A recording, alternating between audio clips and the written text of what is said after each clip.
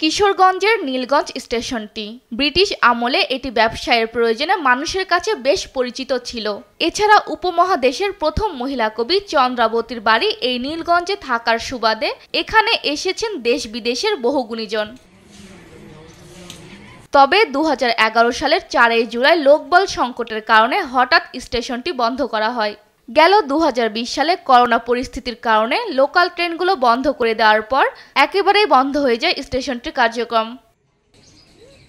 যাত্রী সেবা আর পণ্য পরিবহন সবকিছুই থমকে গেছে। ট্রেন না থামায় সিগন্যাল কক্ষটিও বন্ধ। নষ্ট হচ্ছে মূল্যবান ও প্রয়োজনীয় জিনিসপত্র।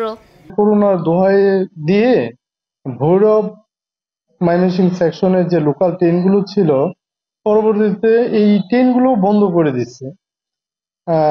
এই ট্রেনগুলো বন্ধ হয়ে যাওয়াতেই কিন্তু নীলগঞ্জ স্টেশনটা একটা কমার্শিয়াল স্টেশন ছিল এবং কি প্রচুর মালামাল প্রচুর যাত্রী আসা যাওয়া করতো। স্টেশন ঘিরে ব্যবসায় ভাটা পড়েছে। এতে বিপাকে পড়েছেন নীলগঞ্জ সহ আশপাশের সাধারণ মানুষ ও ব্যবসায়ীরা। কলেজ সুকির নীলগঞ্জ হুমায়ুন আহমদ সাহেবের নাটক কবি চন্দ্রাবতীর বাড়িটা অনেক পর্যটক আসতো, বিদেশি বিভিন্ন দেশের পর্যটক।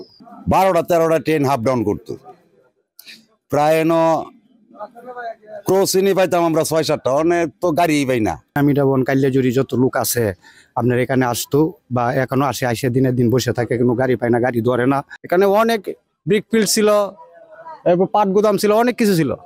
কারণ বর্তমানে আস্তে আস্তে এগুলি সবগুলি বন্ধ হয়ে গেছে। তো রেলটা যদি আবার চালু করে, স্টেশনটা চালু করে, তাহলে এলাকাবাসী হয়তো আশেপাশের লোকজন ভালো উপকৃত হবে। বাণিজ্যিক লাভের পাশাপাশি ইতিহাস রক্ষার্থে স্টেশনটি সংস্কার করে চালুর দাবি জানান ইতিহাস বিভাগের এই অধ্যাপক। স্মৃতি সংরক্ষণের জন্য এবং এলাকার মানুষের সুবিধা বৃদ্ধি, অর্থনীতির গতি সঞ্চার এবং আরো কিছু নানান প্রয়োজনে এখানে সাংস্কৃতিক উন্নয়ন হবে। যখনই একটা স্টেশন চালু হবে এখানে অনেক ধরনের অর্থনৈতিক কর্মকাণ্ড চালু হবে। স্টেশনটি পুনরায় চালু হলে দেশের অর্থনীতিতে ভূমিকা রাখবে বলে প্রত্যাশা নীলগঞ্জবাসীর। নিউজ ডেস্ক, দেশ টিভি।